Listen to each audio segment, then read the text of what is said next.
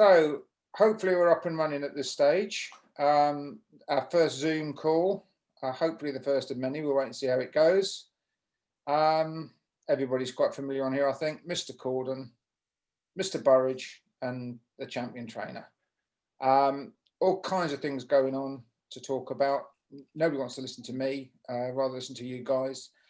First of all, I would suggest maybe a little thought about the St. Ledger. Mr. Wallace, over to you. What's your thoughts? It's certainly a very good one. Really classy lineup, but sort of dominated by one dog at the moment in Christoph, but which certainly looks the real deal. And I'd say it's a worthy short price favourite at the moment. Of course, we've got great hopes with Iams Royal, who was fantastic in the first round, winning by a wide margin, but the clock doesn't lie, and Christoph was a good 6 or 7 lengths quicker than what she was. Both were pretty impressive in their heats, but it's a competition, and strange things happens in these competitions, and we know this.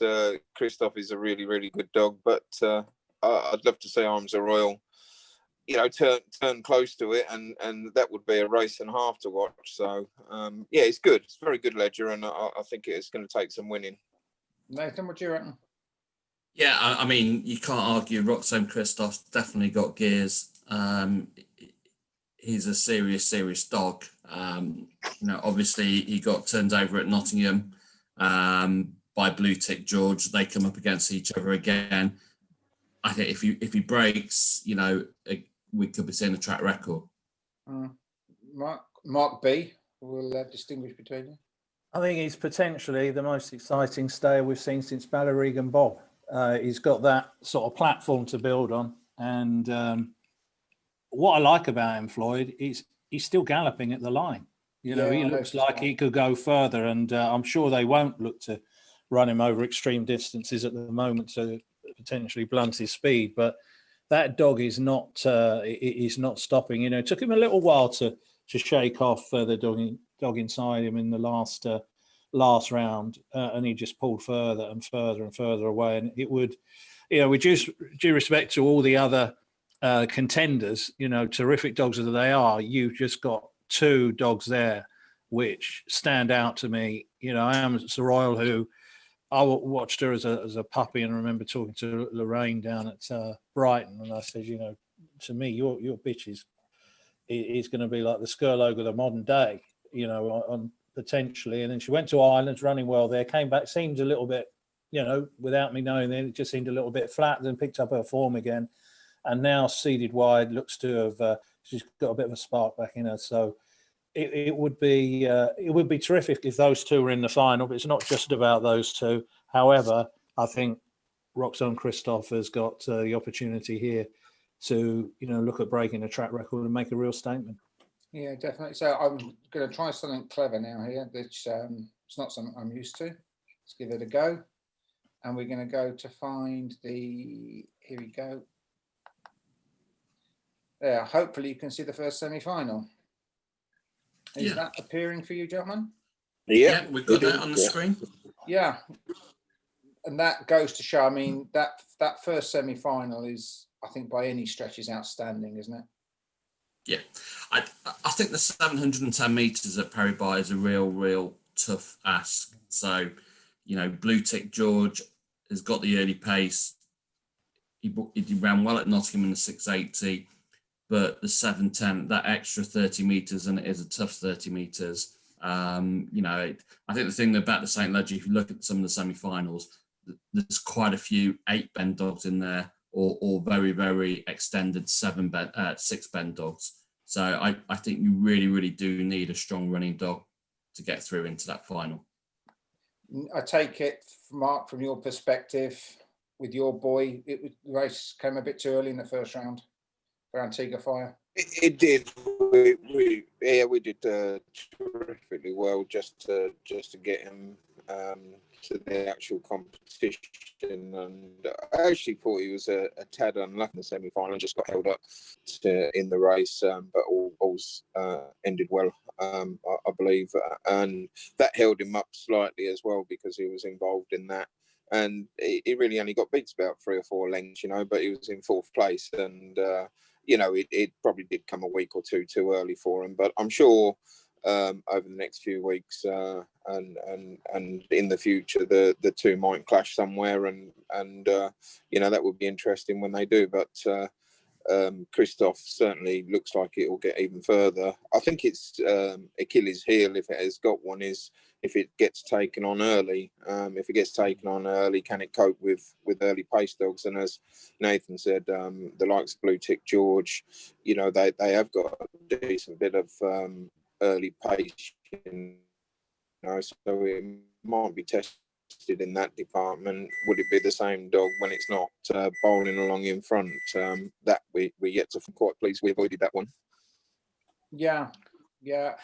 I said to when I was chatting to Mark Keatley the other day, Christoph has a lovely running action, doesn't he? He has a very, very smooth, which the exceptional dogs tend to have. Mm-hmm. And of course, his downside, I think you've highlighted it, he's not used to coming from the back. You know, he's had a career of a very short career anyway.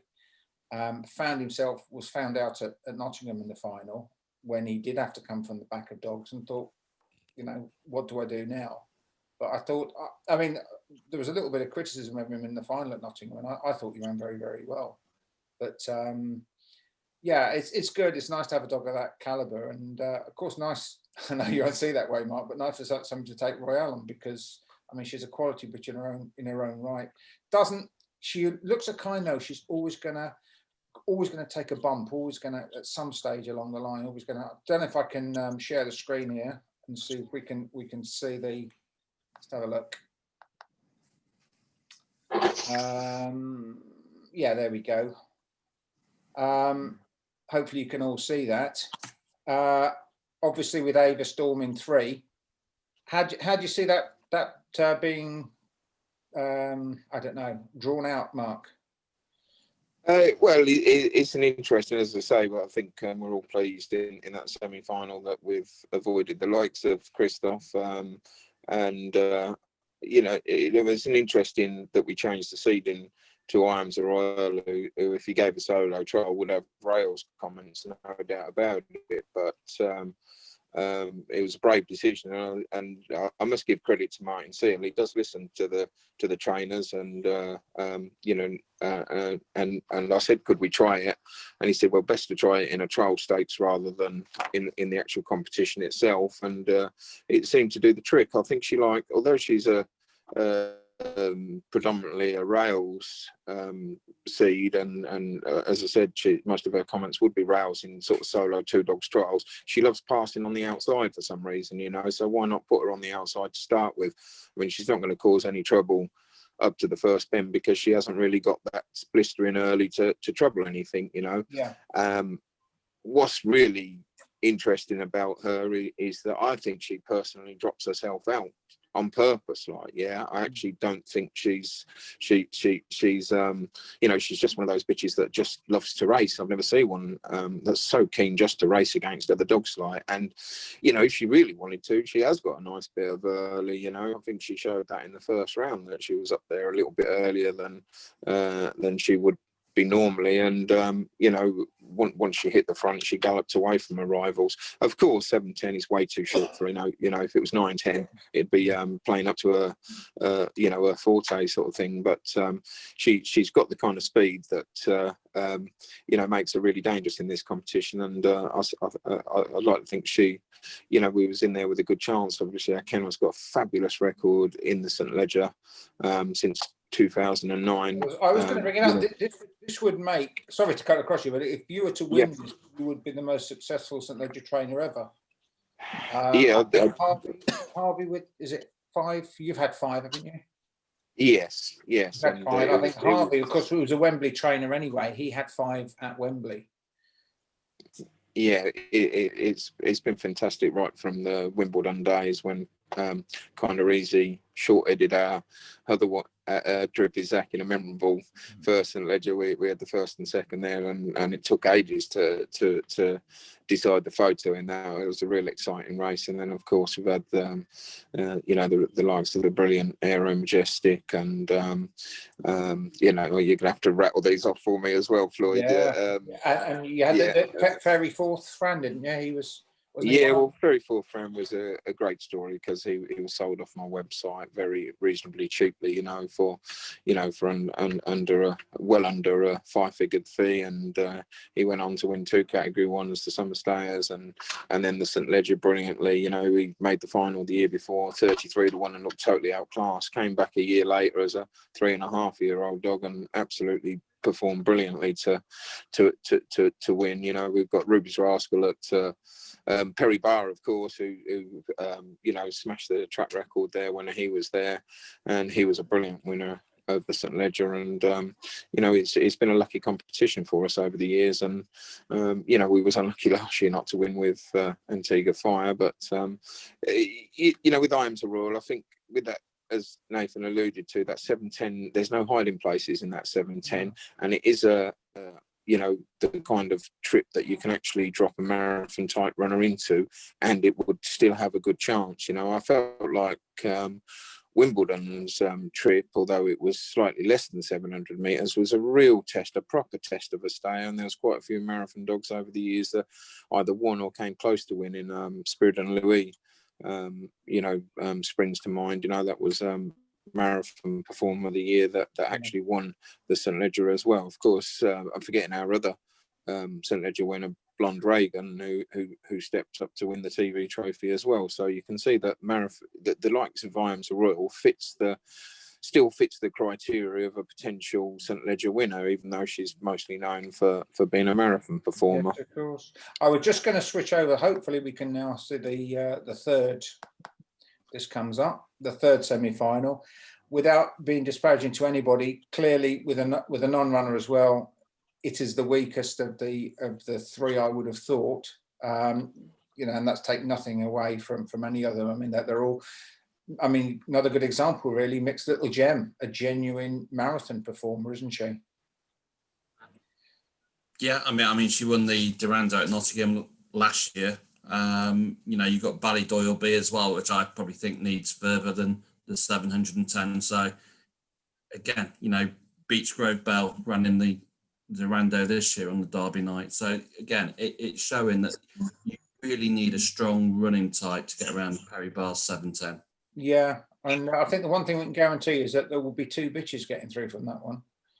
Because I noticed there was predominance at the start of bitches, and even though they haven't, was it one in the last 15 or something ridiculous, as all that they've won has been dominated by the dogs, which is quite surprising, because once you go over those extra distances. Anyway, I wanted to move on, talk about some other stuff. Today, the announcement, today being Tuesday, hopefully we will be online with this on Wednesday. Today, the announcement that looking for places for the next year's Derby, looking for interested parties. So far, we've had Toaster put their head up, or their hand up, I should say. I don't know whether if you'd ask Nathan whether he thinks it's a suitable venue or not. I don't know about Nottingham. I've actually been off work today. I've got a day's holiday before we finish next week. So I've seen it's come out today. So I'm not sure what their plans are. Okay. Mark B, you've been an owner at Toaster. Have you been back since they redesigned the track? Yeah, I have done. The new track, I don't think everybody's 100% happy with it. You can see what's had to happen. People have said it needs to be narrowed, but it seems once again, from what I've seen, that certain types of dog will take to it and they will thrive at it, and others just can't do. That may seem harsh. Whether the track needs to be looked at again to potentially do some work on it, or whether the management there think it's absolutely fine. Personally, I'd love the Derby to go there, Floyd. The facilities are top class. The two derbies they had there were sensational. The first one was brilliant, and you didn't think they could top it the following year, and they did. You got open spaces there. I still have been there many times, and I've never thought the track's far away. You get used to it, and I think it's just the perfect venue, and it deserves it. I really want to encourage Mr. Boothby for all he's doing. He's been brave. He's taken on Toaster again. He's had a tough year, like we all have. He's had a very tough year to try and get through it. But the reward of the derby there, got the facilities. It needs a bit of work on the place, but for me, that would, if it ticked all the boxes with the people who make this decision, then to me, that's got to have a big head start over everyone else. Fair enough. Mark, obviously you've had a lot of runners there since it reopened. How would you compare it to the old circuit? I mean, is it the old place with the track was massively wide? It was built for 8 dogs. This is a very different circuit, a kind of a longer, narrower circuit. How would you describe it, either in comparison to the first track or even to comparison to anywhere else?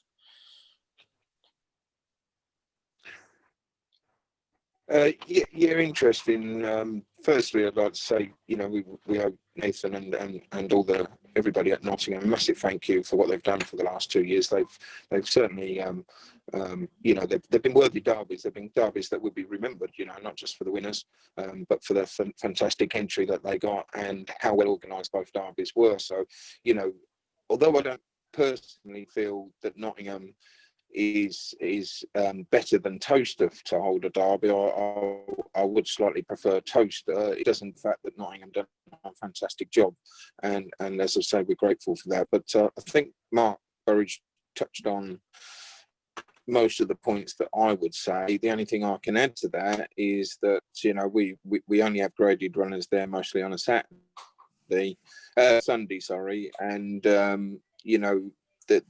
to me, the racing has been brilliant. When I tune in to log in to watch our runners, I've not been there myself since it's reopened, strangely enough. But my staff go there on a Sunday, and when I do watch the races, it's been fantastic. The graded races, you don't have to lead up, and it's all over. You can come from off the pace.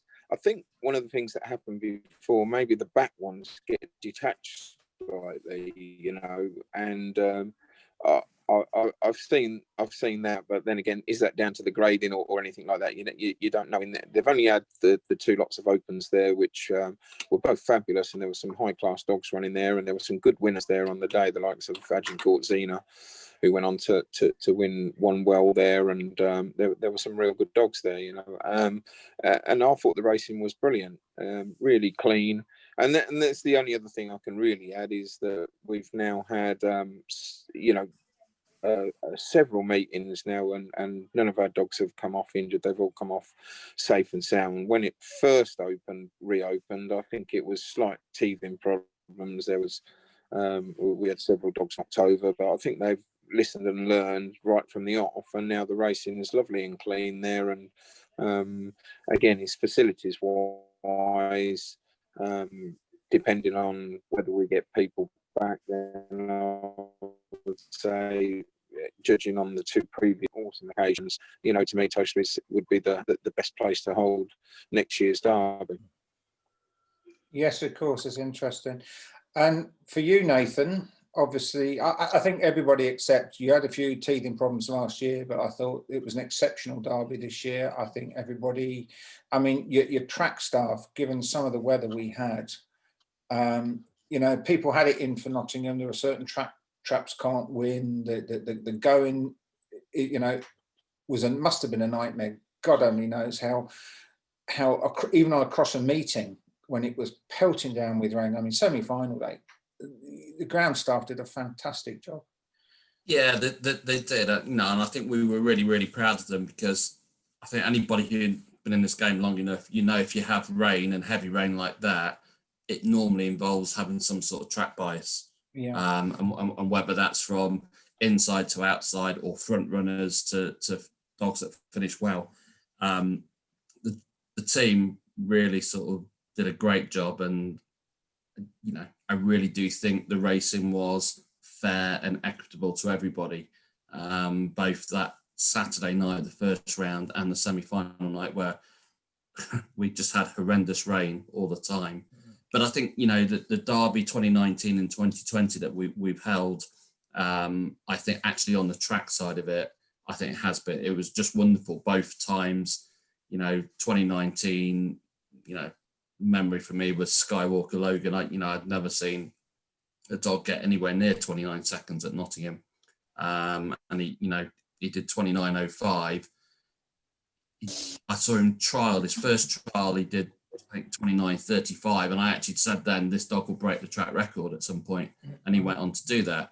And the racing was good. I mean, I think we have to say that the Irish came in full strength last year and this year, with some exceptional dogs, and it's great to have the Irish there. I think that makes a derby. We want to compete against the very best, and it was a bit of a worry this year that we might not have any Irish entries.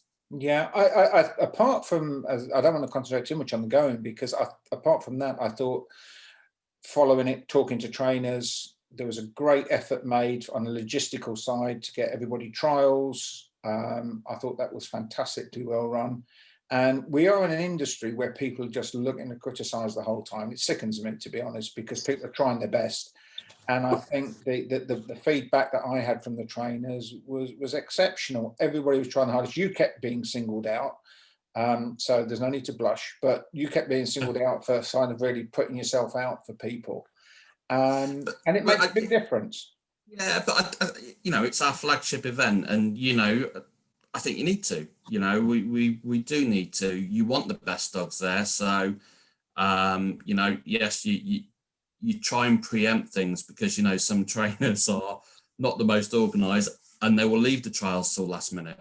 So if we go contacting them and saying, here is the trial schedules, it's on these weeks, book in advance, you just try and give as much communication as possible and be as helpful as possible, and because at the end of the day we want the best competition. And the other thing they had, what I liked is they had the trial stakes there for a number of weeks beforehand as well, so it gives a real chance for everybody to start to get the buzz and get excited. And I think I went to 5 of them, and I have to say the track was so well maintained after every race. I think, Mark, sorry to cut across you there, I think we actually started months ago. We actually started those in February.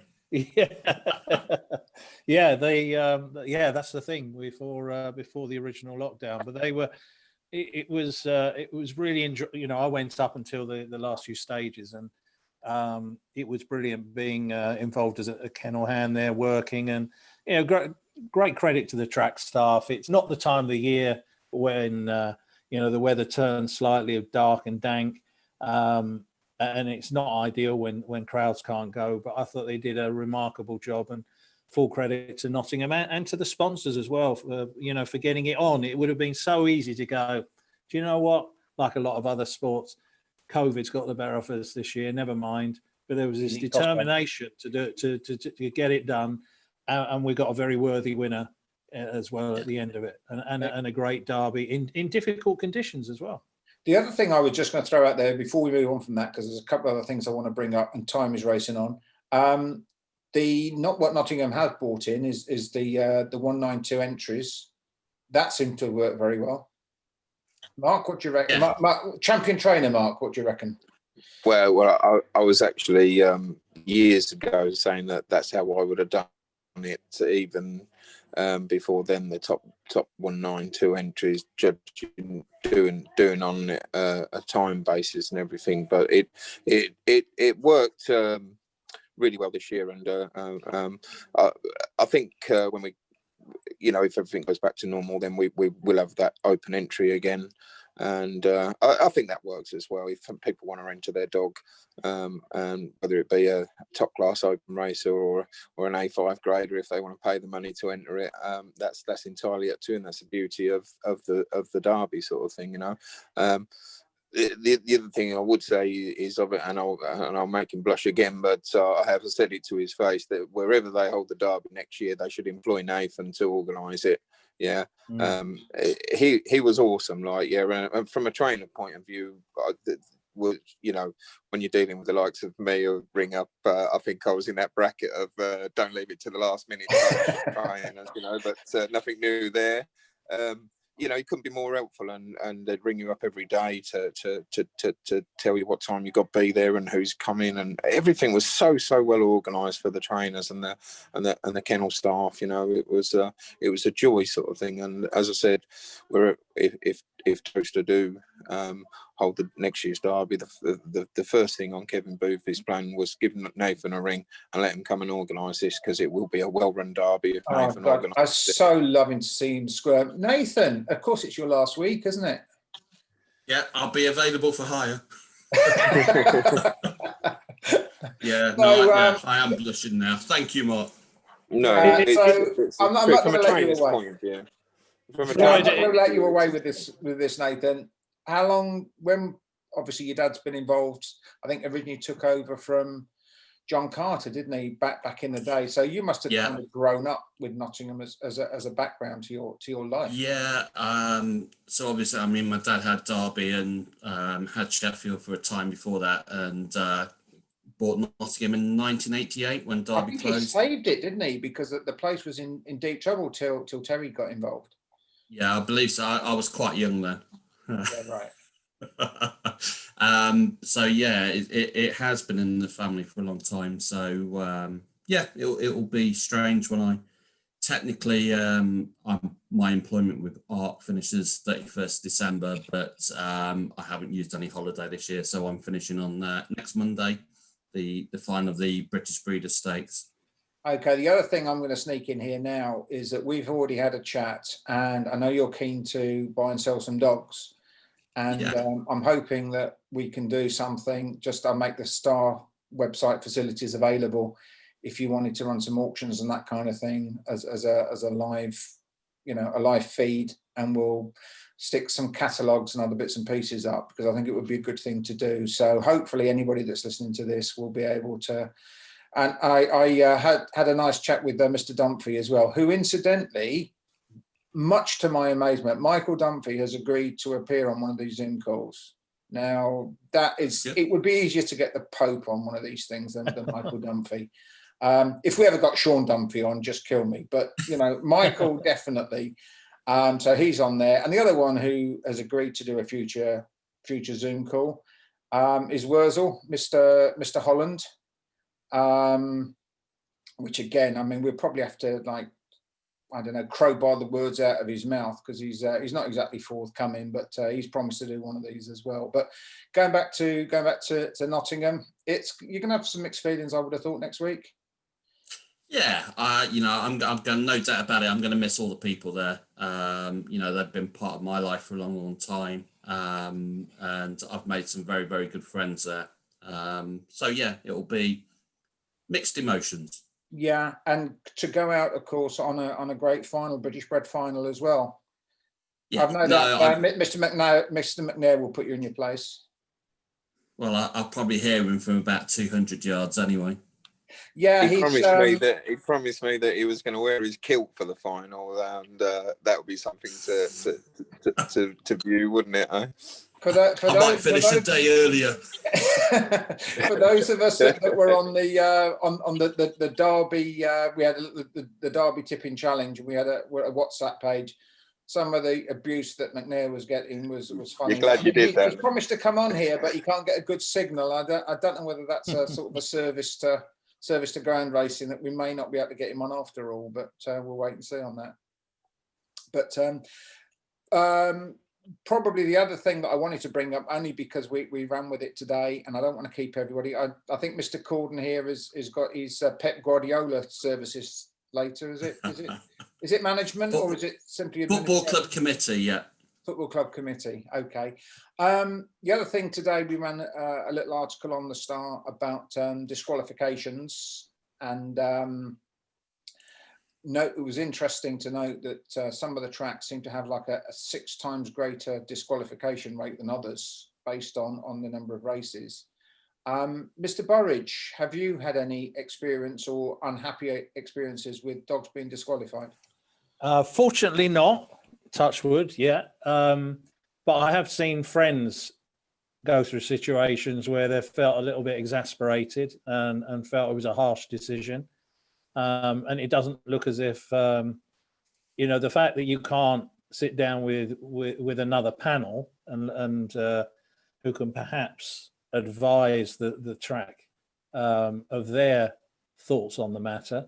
I mean, you want to be encouraging situations that are not blatant, but obviously where they are blatant, you would hope that an owner would have the humility to completely understand and accept it. But you do see borderline decisions that you sometimes say, oh, well, that looked a little bit harsh. It is a difficult one.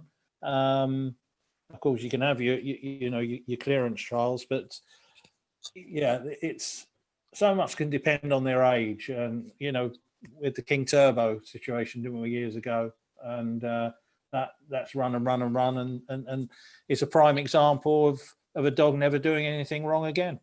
So to be fair to some of the racing officers, I think some of those that maybe have a reputation for being quite tough are probably doing a job that some of the others kind of bottle, because I see a lot of races where you're looking at dogs clearly having a dig and you think that shouldn't really be on the card. Nobody wants to see a dog disqualified, but even if it's a case of saying to the trainer, listen, you need to do something with him before he goes and does something stupid. Yeah. And I think a few race managers abdicate responsibility. So I would like to give those whose reputations are perhaps sometimes attacked to say, well, they are still trying to do their job within the rules of racing.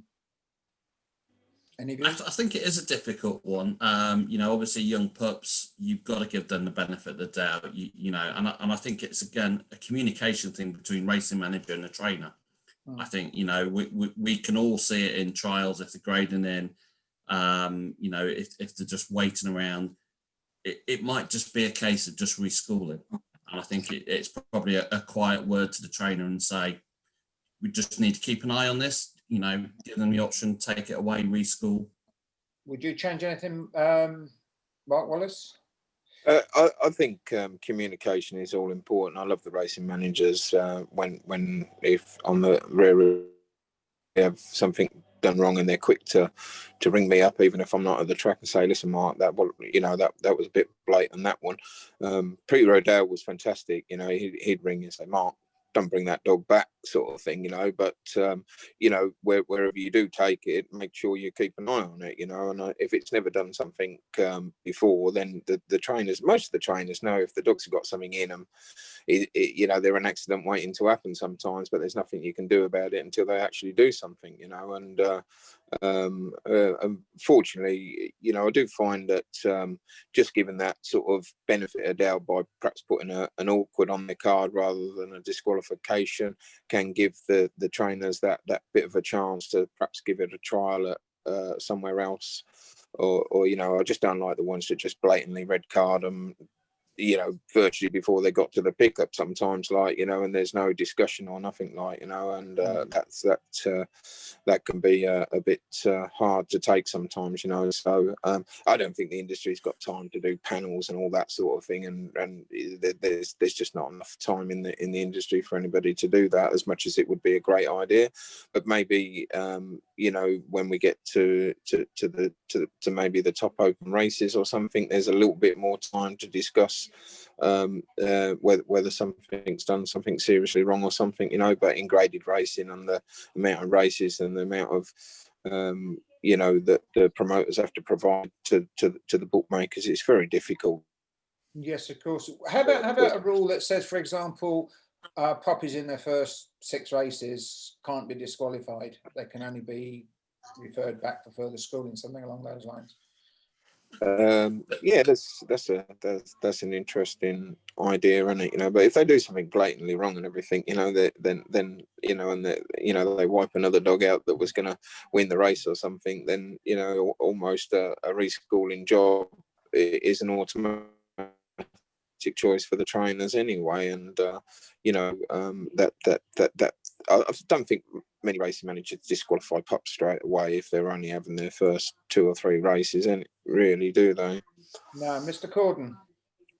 No, I was going to say the difficulty with saying pups can't be disqualified in the first 6 races. What if it does it 2 times, 3 times in there?